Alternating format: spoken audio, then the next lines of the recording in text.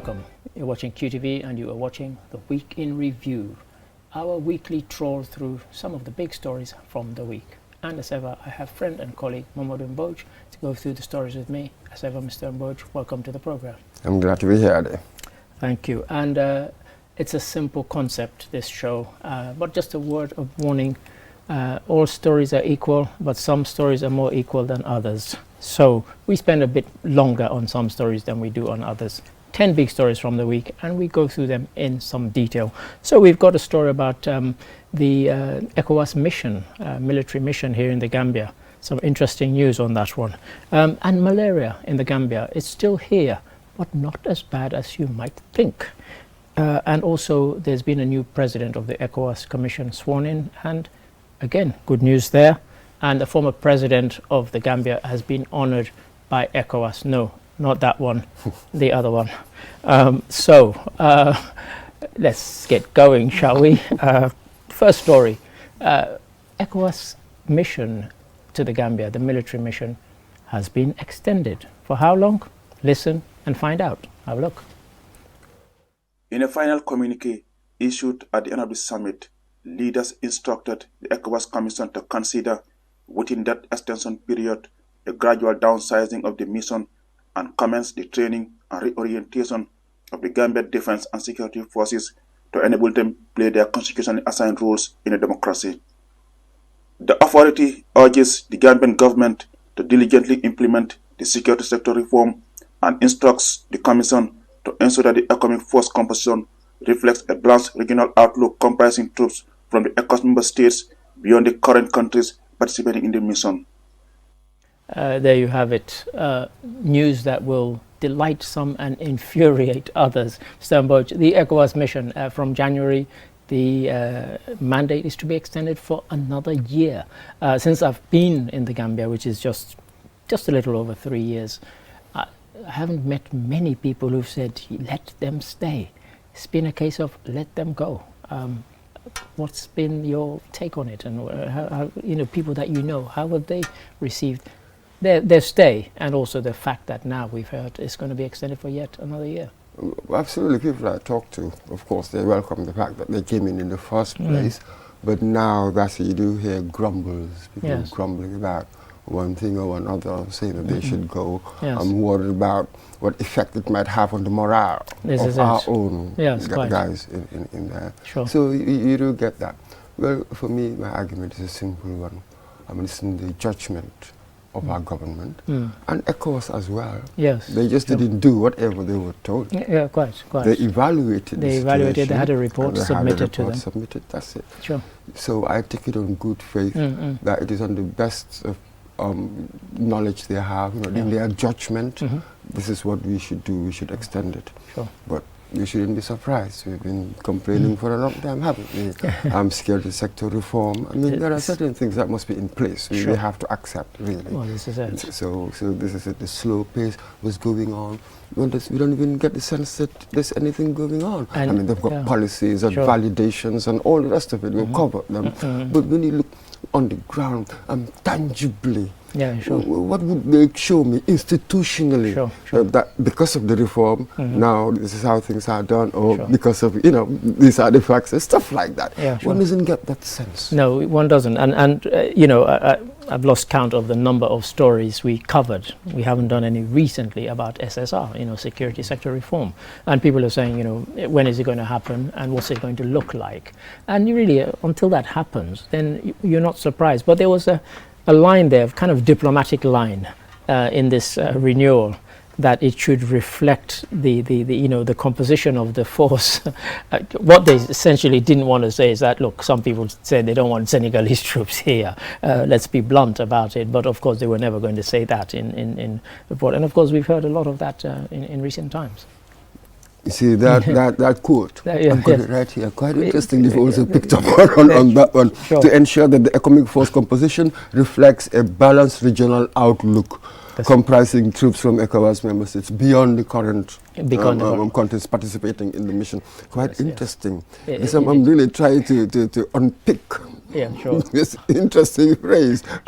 Reflect a balanced regional outlook. Yeah, you know, one wanted to push and say, what do you mean by that? What do you mean? I mean, if they had just left it at saying, we're not going to take troops from any countries that currently under military junta, one could be satisfied with that. But, you know, it goes further than that, you know, regional outlook. I mean, it's a kind of do you know how I read phrase. this, though? Yeah. The Casamance place. Yeah. The Senegalese, you know, that we've heard from the National Assembly members recently in the Fonies. That's right. They've been saying it, I don't know if people have been saying it for a while now, that they really do know what the Senegalese part of ECOMIG deployed in that area. This is it. So and even when this came up in the office and we got into discussing it, some were saying, look, the Senegalese are just using the ECOMIG as cover to sort of check out what's happening in Casamance, and you know, the sooner they leave the better, because they're kind of magnet for those Casamance separatists if they stay in the Gambia. And of course, you know, the Gambia could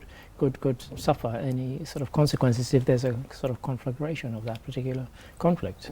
Oh, come on. One wouldn't be surprised that as long as you've got Senegalese soldiers as part of ECOMIG, they'll be interested in that area. Quite. I mean, might the solution be that if you're going to have troops from ECOMIG in that area, let them be anything but Senegalese? Might that be the solution? Absolutely. Perhaps our government should have stated that. Yeah, sure. Perhaps they could have said that in the Foni region. Please bring Nigerians, Ghanaians, and whoever. Just depends on what has been agreed. Yeah, sure. But again, you can just imagine ECOMIG, you know, the body coming back and say, you really cannot tell us what would you do. There are all sorts of military considerations, if you like, why we do these things. You know what I mean? Yeah. But still, a kind of discussion there, it seems with us, we've just allowed it to happen. Yeah, I mean, because I didn't want to be too critical until I'd seen the finer detail, because I think once we look at the report,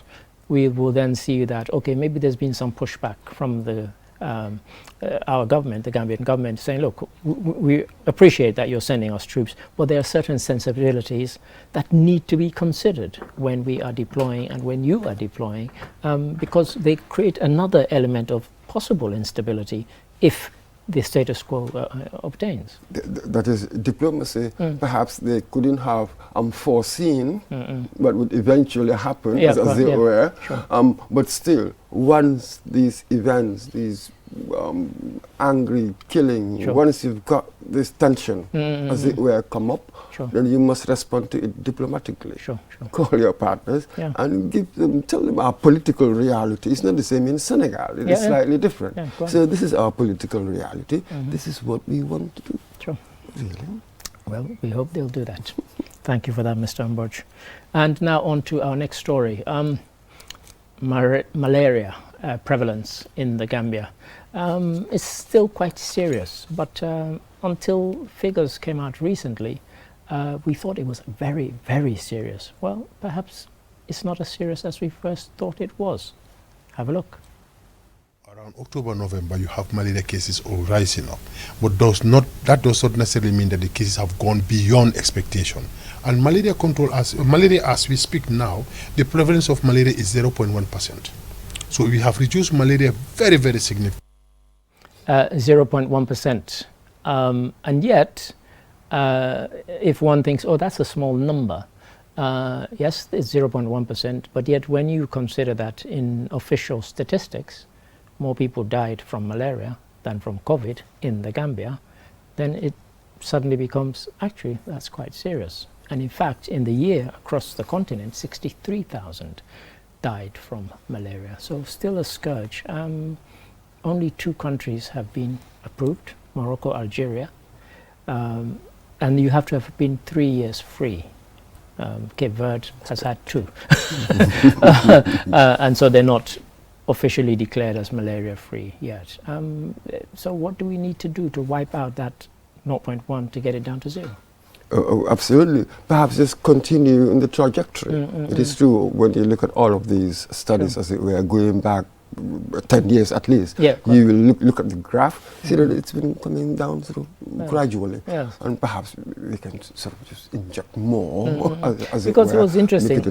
He said the cases are rising, But it's still only 0.1%, which it surprised me because I honestly, on a kind of unscientific way, in terms of the number of people who say there. So, is it that a lot of people will tell you in the office, "Oh, I went for a test and they said I've got malaria, and I went to the pharmacy and they've given me some stuff." I'm not sure that gets recorded anywhere.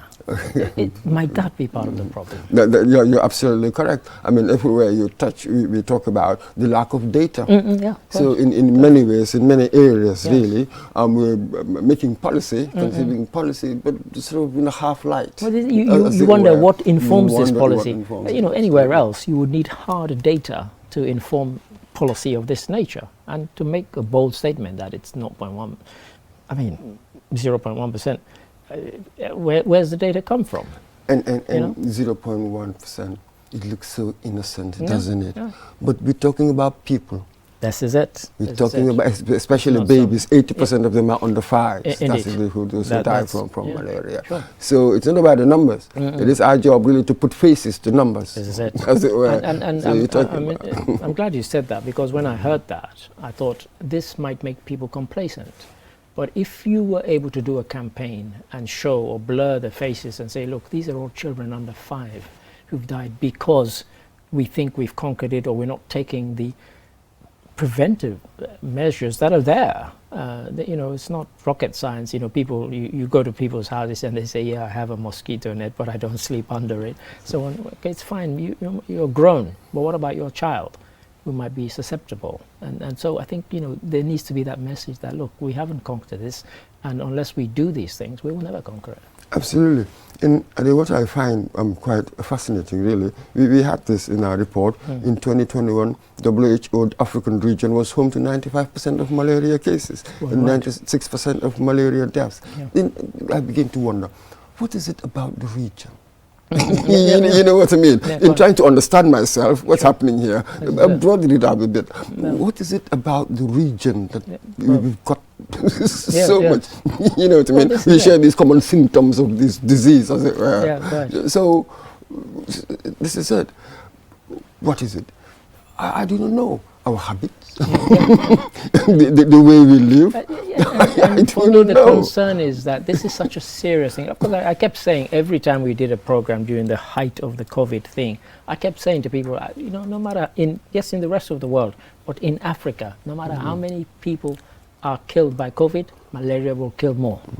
And I kept saying, because of that, we need to be serious about tackling malaria, because it's been here for so long. COVID has come and almost gone. Let's not say it's disappeared completely. And yet, malaria has been this foe that is, other countries have succeeded. That's it. Why? How have they succeeded? Let us learn from them. That's really the key. You mentioned them earlier. Algeria and Morocco declared malaria-free, and Cape Verde not doing badly at all. They've got what more year. That's it. How have they done it? And for me, before we came in here, I looked at what they're doing in Cape Verde. I know I keep going on about Cape Verde, but if you see the campaign that they are running to say to people, look, we've had 2 years, let's make it 3, 4, 5, let's make it forever. I mean, it's every day. It's on radio, it's on TV, it's in the schools, and they're hammering people over the head with it. And this is a country that's already been 2 years free of the damn thing, and they're doing all of that to make sure they stay free forever. That's it. And yet, we're not free yet, and yet we're not doing as much. There's a clue. You've just given the clue to why we haven't really achieved anything, because that intensity, as it were, of advocacy, that campaign, you don't see it. Once in a while, there is talk about it, but you don't get the sense, and you also suspect that you're going to have lots of CSOs who are into it, or NGOs and stuff like that. So turn it into a movement, as it were, that movement-like thing. So perhaps we should start stealing from the traffic campaign and say the life you save might be your own. Absolutely. But, thank you for that, Mr. Mboj. And now on to our third story, ECOWAS yet again. Now this is about the ECOWAS Commission, and a new president has been sworn in. Who is he? Have a look. There are so many competent men and women out there who could equally do the job, if not better. Being aware of the enormous tasks ahead, the new ECOWAS Commission President commits to discharge his responsibilities to the best of his ability without fear or favor. He calls on the support of all to realize his vision and mission to deal with the multifaceted problems in the sub-region, such as growing sources of insecurity, unconstitutional change of government, fake news, poverty, high inflation, increase in budget deficit, and rise in public debt, and wider balance of payment challenges. There you had the Dr. Omar Alieu Toure, and in case you're wondering, he is a Gambian. And for anybody who's thinking you keep bandying this word ECOWAS about Economic Community of West African States, if you're from Mars. Mr. Mboj, there's a kind of menu, hit list of some of the things he's got to tackle. He's got, I mean, I'm not sure why he had fake news in there. I mean, that battle is lost. But it's one that he wants to tackle amongst other things. Quite a lot on his plate. Oh, big time. And of course, it's a source of pride for us. Well, indeed, indeed. And you know, I'd love for it to be, you know, really, really celebrated, because this is a big deal. Absolutely. Big deal. But again, you wonder in the overall scheme of things, how much power does the president have? President of ECOWAS. Well, sure. You know what I mean? Well, so we have to understand it within that context. That sure. Really ECOWAS, how it is currently constituted, how it works. It's really the heads of state. Very much so. Power, really. Well, that's right. And so when somebody becomes a president, you know, you have to form very strong strategic relations with the most powerful. There are some, you know, I mentioned at the beginning of this program that some stories are more equal than others. Well, some states are more equal than others. You know, inside of ECOWAS, Nigeria probably pulls more weight than Gambia, or Cape Verde, or Sierra Leone, because it's so big, and Ghana, etc., etc. So, yeah. Absolutely. So this is it. As the president, I suppose, you've got to be a consummate diplomat, isn't it? Perhaps even have your own vision of where you want ECOWAS to go, and see how you can get your presidents to agree. I mean, I think great leaders can do these things. Yes, it's very difficult, especially with us, extremely difficult. Sure. But one must have a clear sense of where I think that ECOWAS should go, and then that will help perhaps in, you know. Well, that's right. And of course he came with a kind of, as I said, a kind of menu hit list of some of the things that he wants to tackle, and they're quite, you know, poverty, fake news, etc. And he mentioned very strongly this thing about term limits. He said, you know, we can't impose a constitution on all of you, but maybe you need to think about it. So he's got a certain agenda, and it's going to be interesting to see how he can form these strategic relationships to make his agenda happen. In only 4 years? Quite. So what my target will be quite modest. Sure. That perhaps in most things I will just be laying the foundation perhaps for somebody else to come and continue. I think it's possibly renewable, I suspect. Yes. You might have maybe 8 years in the end. That's right. But what is 8 years really? You can achieve it, but in the broader scheme of life and things, it's really not much. So we have to be realistic. Sure. You know, he's got 4 years. He also has to be realistic in his targets. Well, indeed. Really, indeed. You Don't put stuff that's unachievable. That's it. Stuff like poverty and all of that. That's a long term. And that's why I said, you know, he's mentioned fake news, he's mentioned poverty. I don't think an ECOWAS president is going to be able to tackle that. No, you wouldn't. So don't just be modest. 4 years. Yes. What is it? What's achievable? Well, it's the thing they say about, you know, kind of under promise and overachieve. Absolutely. That's what he should be doing. See, let's just go for the conventional definition of politics. The art of the possible. Indeed. Isn't it? Yes, pragmatism. Let's focus on that. The idealism will come later, I think. Indeed. Thank you. But nonetheless, we wish Dr. Omar Alieu Toure every success and congratulations on his appointment. Thank you for that, Mr. Mboj. And now on to our fourth story. At the top of the program, I said a former Gambian president had been honored at the ECOWAS Parliament. And you probably guessed right as to which one when I said former. Have a look. Although he is gone, the memory of the late Sir Dawda Kairaba Jawara continues to live on. Sir Dawda led the Gambia to independence from British rule and became the Gambia's first prime minister and later its first president.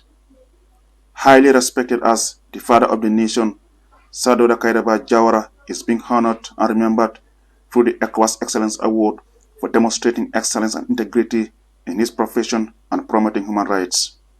The award was received by his widow, Lady Chilel Jawara, and sons, Dauda Jawara and Ibrahima Jawara, at the opening of the just ended 62nd ECOWAS Summit in Abuja, Nigeria.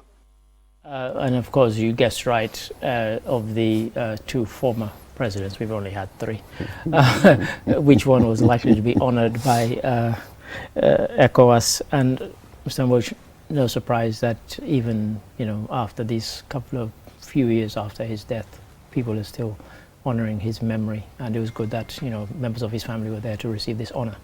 Well deserved. Indeed, indeed. He's been a highly instrumental figure in the creation of ECOWAS in 1975. Indeed. By then he had accrued all sorts of respect. That's right. For the democracy and all of that. He was emerging, as it were, as a statesman. Sure. In fact, it was after a meeting in Banjul that afterwards they created ECOMIG. Yep.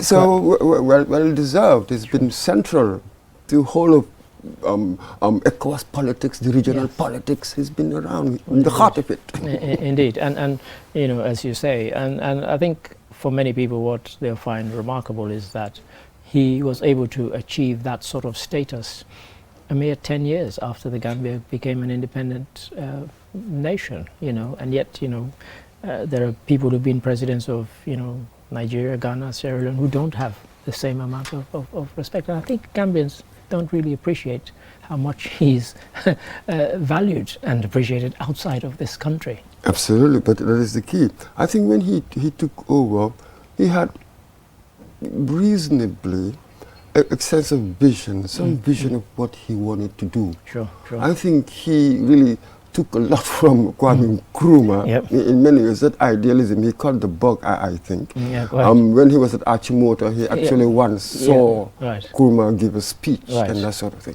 And then when he went to Scotland, he was also involved in Labour Party politics. Yes, indeed. Walking the beat, as it were, doing stuff like that. Yeah. So when he came, of course, he was following events elsewhere. Sure. So when he returned to Gambia, yes, as a vet, but there was a certain political awakening around. That's right. And I've always felt that, in a sense, it's good that Gambia got its independence when it did, because it had seen what had happened in the rest of what used to be called British West Africa. So in Ghana, Nigeria, Sierra Leone, in that order, they had all had their independence. Nigeria had already had coup d'etats by that time. Ghana, of course, and Sierra Leone, the political space was beginning to fracture. Our first Prime Minister died in 1964, actually on Independence Day. Very soon after, there became these really deep political and in some cases tribal divisions. And of course he would have seen all of that and he must have thought, let's avoid this. Let's learn from these and go a different route. And I think that helped him. That's it. But that one, he benefited from a certain societal base. Sure. For some reason, we've never really had tribal issues, from what I've read in our history. Sure. And neither have we had issues based on religion. It's quite interesting. Right. So with him, when he took over, there was the idea of the Protectorate People's Party. There is that idea, obviously. They needed that to win the votes. It was about numbers, and most people lived there. Right. But immediately he understood and changed it. Changed. People's Progressive Party. Right. And then in his cabinet, until the 80s, you'll probably find only 2 Mandinka. Right. From his own tribe. You had the Akus, the Wallops, you had all sorts. So in his head, and they had pushed him to form a one-party state. Yeah, quite. Which was fashionable. It was quite trendy there for them to do it. That's it, He said no. Sure. He genuinely believed in pluralism. Sure. So that was the man. He genuinely believed in what he was doing. But again, he was a highly cultured man. Yes. He's reading Liszt, Tolstoy, and that sort of thing. So we were lucky, we just didn't know. But now when historians look back, of course you can point out so many things that went wrong. But that was the post-colonial moment. Every African country was going through that. This is it. It was a much bigger problem here. That's really. Right. I don't think people see the context. Sure. Can you imagine how many graduates we had at independence? You want to go form a nation? This is it. Yeah. A handful of graduates. I mean, nothing. They have to give you a grant. Try to go out form a family from a grant or from a debt and see what will happen. Well, this is it. So he made the best of the little that we had. Sure. And made a very good fist of it. Oh, extraordinary human being as far as I'm concerned. I always say that I'm glad that I was born on the Sir Dawda Kairaba Jawara. Sure. And we grew up in that milieu, you know what I mean? Yes. The school, the whole atmosphere. Sure. It was much healthier to live in than afterwards. Sure. To go. What came over. Yes, sure. So thanks for that. But once again, congratulations posthumously to Sir Dawda Kairaba Jawara, who's been honored by ECOWAS. And this takes us to our fifth story, which also takes us halfway point. And the universities of Gambia and the University of Wisconsin-Madison have recently signed an MOU. What's it about? Have a look and find out. I do want to highlight that one of the things that we came here to do was to sign a memorandum of understanding between Madison College and the Ministry of Education, and that was accomplished. And there have been many, I think, important and productive meetings already between the college and the ministry. And so I'm hopeful that that memorandum of understanding will lead to a greater partnership, not just between the sister cities, but between the educational institutions for the betterment, not just here of students in the Gambia, but also of students in Madison. There you had Satya Rhodes Conway, Mayor of Madison, Wisconsin, talking about, yes, there's been the link between her council and Kanifing Municipal Council, but also now between the universities, that of the Gambia and that of Wisconsin-Madison. For me, a great thing, Mr. Mboch. Oh, fantastic. I remember when the university was established, we were wondering whether it was affiliated to an external university, one with the experience, because of the inexperience and all the rest of it. Sure. I'm not sure whether they were just like Foraway College with Durham. In Britain. Yeah, sure. So, of course, we need these things. They've got more resources, experience, and all sorts of things that they can help us with. Yeah, sure. So it's a fantastic idea, very resourceful. Yeah, you see, you want these public officials to be resourceful, thinking about this, making that link. Yeah. Perhaps others will. Because, I mean, amongst other things, they're building this library in Kanifing, which will be the first of its kind in the country. And you would imagine that, you'd get the likes of Madison, Wisconsin, Madison, kind of contributing to that in terms of expertise of the one that they have, which is magnificent. If people want to know, just go online and Wisconsin-Madison University, and you'll find fantastic website, lots and lots of facts and figures about the university and exchange of ideas. But I think also, what we can give them is get people to understand, because I know in times past when I've gone to America, Americans seem to know very little about Africa. And yes, we know that Gambia is not Africa, but it's one country in Africa, and perhaps people can get to learn a bit about the Gambia through this particular type of link-up. Yeah, absolutely correct. I mean, the America's ignorance of the outside world is quite legendary. Everybody really talks about it, and not exaggerated at all. And particularly Europeans. Sure. So fantastic. So this traffic. This traffic of ideas and cultures and stuff like that. It's very rich. Yeah, quite. So when he came up in the office, people were, listening to the mayor's speech there, they were saying, well, what can we give them? Well, actually, it's not about material stuff. It's about ideas, and it's about insight that we can give them that they will not get otherwise. You could read all sorts of books, but it's nothing like going there and exchanging ideas and information with people who actually live there, work there, etc., and are studying there.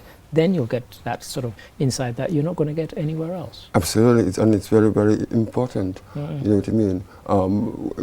That sort of thing invariably happens, really. When you engage with the other, when you leave, you're bound to take one or two things. The other wouldn't even know that it's giving it to you. Yeah, quite. Absolutely. That's Perhaps they wouldn't even know until they go back home, and things will suddenly become clear, will just crystallize, as it were, stuff like that. So experience is difficult to quantify, to judge. It's all qualitative, isn't it? So obviously, it's a fantastic idea. It's only through traffic of ideas that we invent new ones. This is it. So let's hope there'll be lots of invention down the road. Thank you, Mr. Mboj. Thank you for that. And at that point, we will take a break. And after this commercial break, we'll be back with 5 more stories. So don't go away. Join us after the break.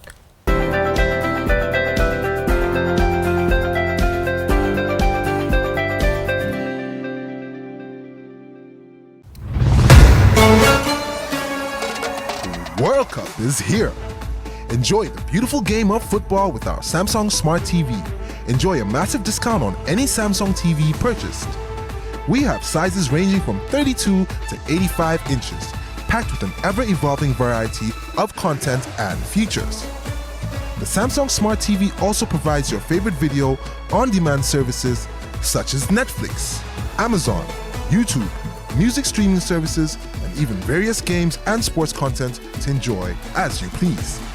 For more information, call us on 333-217, on WhatsApp 350-555, or visit our brand shops at the ground floor of QCell building or at the Bruceby turntable. This promo lasts till 30th December.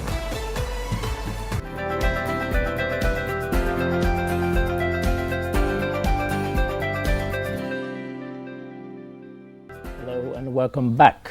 This is the Week in Review. I'm Ade Darami, and here going through the stories with me, friend and colleague, Mr. Momodu Mboj. Mr. Mboj, I've enjoyed the discourse so far and looking forward to more. Cheers. And to anybody who's just joining us for whatever reason, I don't know, you're watching football or whatever, you've missed 5 good stories, but as ever, 5 equally good stories to go. Now, in the Gambia, it's not rocket science to know that women's participation in politics is pretty low, amongst the lowest in Africa. But also, since the Truth Commission, TRRC, a lot of things came out about how women suffered. And now we're in what we call a transitional and justice phase. And so, inevitably, of course, we must hear the voices of women, such as this lady. Have a listen. Nene Babu and Mama Bohum, both victims of torture, explained their ordeals. Mande lutax ma ñew fi suma programme parce que dama am lu ma metti ci adu ci dëkk bi na mëna wone sa aduna bi. The reason I came to this program is because I was deeply hurt, and also I am not happy with what is happening to us. What I am enduring is painful. Even dying is better than to live, because if you deprive one's life, then it is not worth living. At the moment, I can say my children cannot even help me. They gave me a concoction to drink when I was 8 months pregnant. And that was an event in Basse, in Upper River region, Mr. Mboj, where they did a cultural festival to use that as a method of bringing women out to come and talk, as we've heard there. And in the lead up to that, I was saying that, you know, women suffered greatly under the previous regime and things that we heard through the TRRC. A good thing, surely, to have this kind of thing, to bring people out, because apparently they seemed quite comfortable coming out and talking about it. Yes, maybe there's something therapeutic about it. I'm not sure. But yes, any event that brings people together, enjoy. As they were recounting gruesome, horrible stuff. They were. Really. They were. But the fact that we decided to have a festival, a cultural festival, means that we want to receive some kind of catharsis. We want to move beyond that, because this is expressive of joy, as it were. So that in itself, of course, one cannot knock it. Because it seemed as if this was a kind of hook that they'd use to kind of bring people in, with a view to some of them who had not possibly given evidence at the TRRC. Nonetheless, they had compelling and quite horrific stories to tell, and that they felt more at ease talking about it at this than they would have done in the kind of formal setting of the TRRC, possibly. Oh, absolutely. No. There's no denying that at all. Okay? It's just that this is just a phase. Yeah, sure. There will be more phases to come. And the interesting thing about that is that almost all the ones, of course, we couldn't include all 10, 12 or whatever who spoke in our news report, but all of them were saying that, yes, people have told us they're listening to us and they're concerned about us and they feel our pain, but they're not doing anything for us. And that's the thing, that was the kind of a familiar refrain. That's it. So two key terms here would be important, I think, reparations and justice. Indeed. Really, before we talk about reconciliation, I think that's the bit that comes last, I suspect. There are things I need to do before we can be reconciled. So this is it. We will keep on having this, the white paper. I mean, this is going to be with us for a long time. Sure. For a really long time. I mean, some of the women who spoke, saying things like, you know, I used to be the main earner in the family, but because of what happened to me, I'm no longer in that position, and you know, my family are suffering as a result of that. And so, because of that, you know, I need help, and in some cases, I need financial help. By now, I don't think anybody can doubt the fact that really something profoundly evil happened here. Yeah, quite. Really, it's extraordinary. We can never make amends. Sooner or later, as a society, we're going to have to accept lots of difficult truths, but this is just our history. At some point, as a culture, you sort of learn to take it on the chin. You've learned from history, then you move on. We can never roll back time. At the end of the day, some people will always be disappointed in what the government does. We're going to have to live with that. That's inevitable. That's inevitable.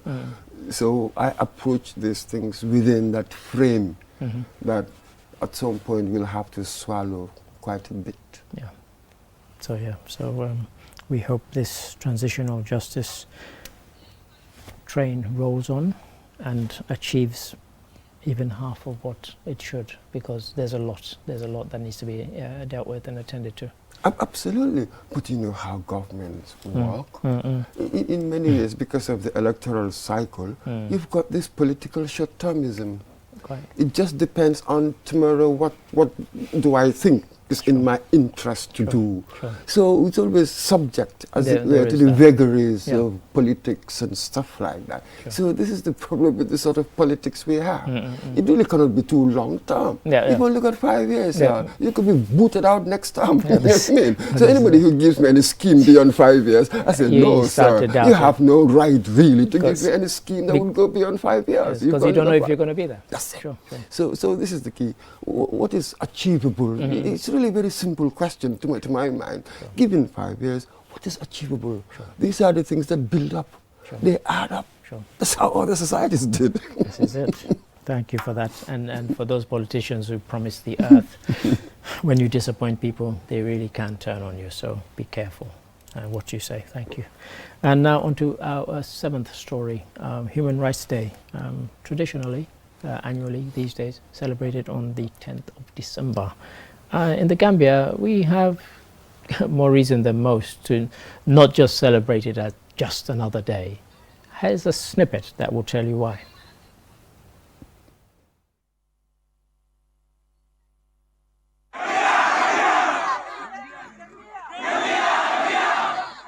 International Human Rights Day is set aside by the United Nations General Assembly, which adopted the Universal Declaration of Human Rights Day in 1948. The Amnesty International KM Group, together with its development partners, celebrated the day with a series of activities, including roundtable discussions centered around Myanmar and the Rohingya population and the International Court of Justice case of the Gambia versus Myanmar. Modu Osi, the Deputy Secretary General Amnesty KM Group, states that the day gives people and organizations an opportunity to reflect and create more advocacy on the need for people's rights to be respected. Now, in the QTV newsroom, we try and mark all these annual United Nations themed and sponsored days.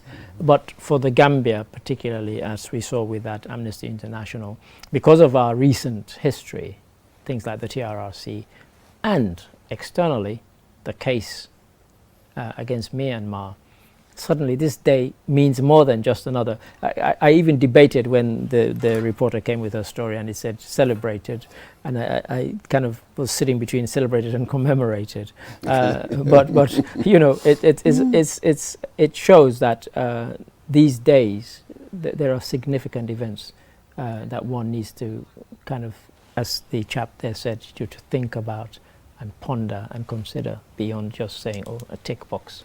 Absolutely, but you see, the first problem I have is human rights itself is a highly contested idea. Indeed. Let us be honest. So this is more of a part of Western ideology. Sure. We have to be honest. You look at China, Russia, all these big countries around the world, Iran, they really don't necessarily believe in that. That's right. And in fact, I've been having a debate argument with somebody about this, and he was saying that because he lives in America, and because he doesn't see these countries upholding human rights in the same way that that the America does, then he kind of dismissed everything else that they do. And I had to point out to him, I said, in my lifetime, okay, I'm a certain age, 67, people were still being lynched in America. George Floyd, the whole Black Lives Matter didn't come out of a vacuum. It came to address certain things in America. So don't tell me things are perfect, but you're right. It's a kind of contentious, and so you wonder in certain countries whether it is marked at all. And that's one of the reasons why I wanted us to kind of discuss it, because different people have different ideas of exactly what you mean by human rights. It's not an absolute. It's a political ideology, or part of an ideology, as it were. Sure. So this is how, and then as you pointed out there, the Black Lives Matter and that sort of thing. You see how even internally it is inconsistently applied. Yeah, of course. Because of their own political biases and prejudices and that sort of thing. Sure. So I'm very watchful of these terms. I like the ideology of human rights. Sure. I would love to live in a country where we've got the human rights. I'm respecting human rights and that sort of thing. And that's it. But again, right now there are rival views. Sure, indeed. Even when I look at Gambia today, we've taken the democratic route. But perhaps the success of China as an autocrat and the influence it's having here, how far would it go? I cannot take anything for granted. Recently we thought that we had gone beyond coups and the stuff, and suddenly they appear to be back. They're still popping up here and there. I really cannot guarantee that perhaps in 20 years, 30 years, whatever, 50 years, there will still, you'll have this gradual evolution of democracy. I'm not sure, I'm not confident. I don't see history as being linear. It's not inevitable. It's not inevitable. So, this is it. We have to take the notion of human rights, and it becomes a value first. Really, before we can really practice it, it has to become me. Yes, and what I liked about the event was that they used Gambia as an example to say, this is the kind of thing we're talking about, where human rights were routinely abused and set aside, and the cliche has become never again, and so the day meant more to them than it might in other countries. Absolutely. And one more thing about the Gambia, it was easier perhaps for Barrow for us to have this sort of peaceful kind of transition. I mean, the roots, our very beginnings itself, they were all under democratic conditions. Indeed. See, it's important to understand the roots. So that's it. When we had the Jammeh era, it did all that it could to dismember, as it were, the roots. But of course, he couldn't do it entirely. So, but institutionally, we've been wrecked, as it were, completely wrecked. That's why we're finding it difficult to come through. So, this is it. So now we've got Barrow. Yes, there's the democracy going on. Fine. But a lot of people are complaining, how come we're not seeing any results? I do not know. So how would that affect how we see governance and we've got all these autocrats and we are friends with them. Yeah, of course. And we might see, oh, that's a good example.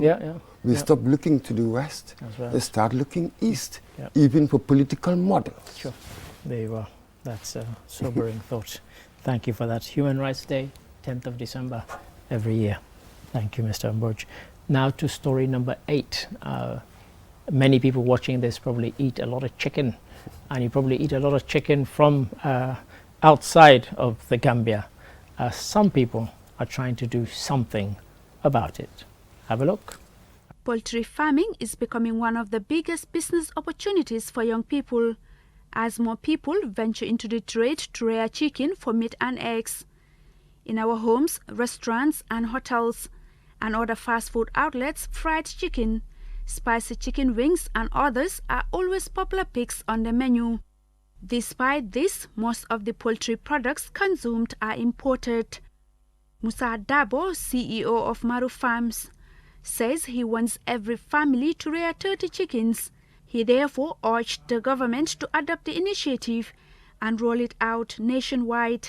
I call it the backyard poultry program, whereby we are not going to invest into big poultries, but what we can do as far as every in the village or every household in the Gambia, they can be able to keep 20, 30 birds at a time, and then that will help us, be able to create immediate economic activity, and then also our, dependence on the imported chicken. Mr. Dabo said he is ready to provide technical support to anyone who wishes to venture into poultry farming.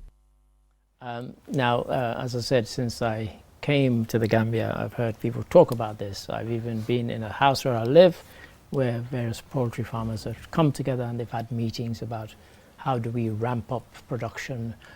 There's somebody who's come up with a scheme. Each household, 20 odd chickens, and he goes further. He's helping some, he's already helped some, and he will even buy up a lot of the product so people don't have to struggle about a market. Yeah, absolutely. I'm backyard poultry program. Well, I need to have a backyard first. To begin with. Yes, quite. That's it. Of course. Well, you realize we eat so much chicken. I mean, how many times would you take a date out and say, what do you want, dear? Chicken and chips. I mean, you know how many dates out there eat chicken and chips? We absolutely. Sure. So you would have thought that a lot of people would think about going into this business, that sort of thing. So it's a quite interesting concept there. Sure. And it will also be interesting, perhaps, if you had people forming groups. Sure.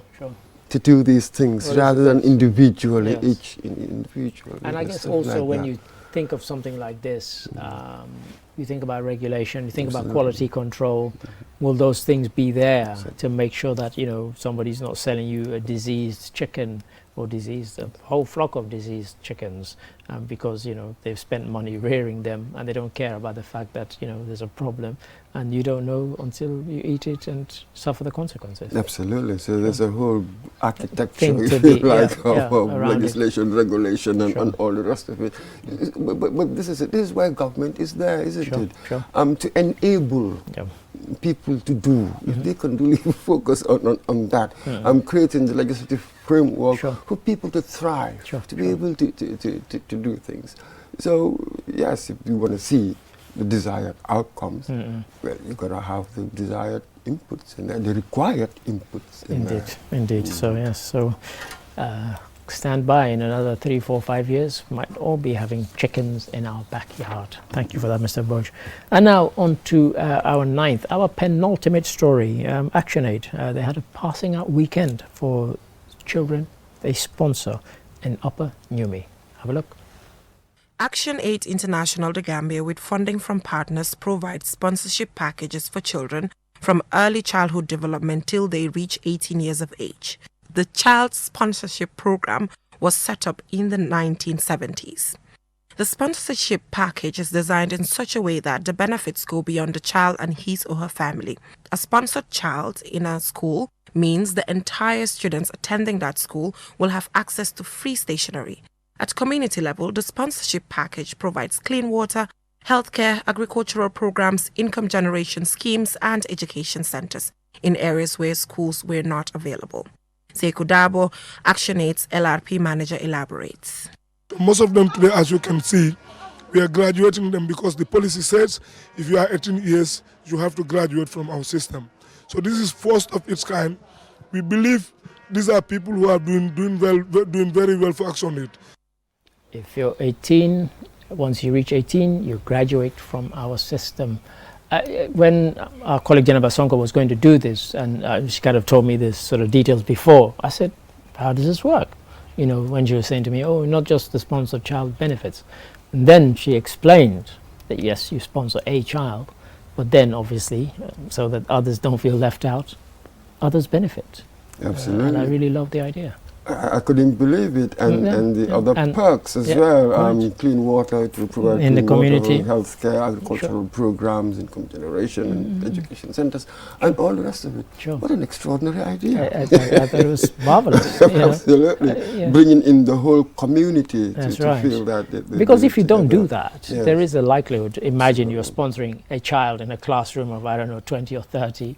And there might be resentment towards that child, like, why is he or she getting this special treatment and we're not getting anything, we're not benefiting at all from it, and jealousy could creep in quite easily.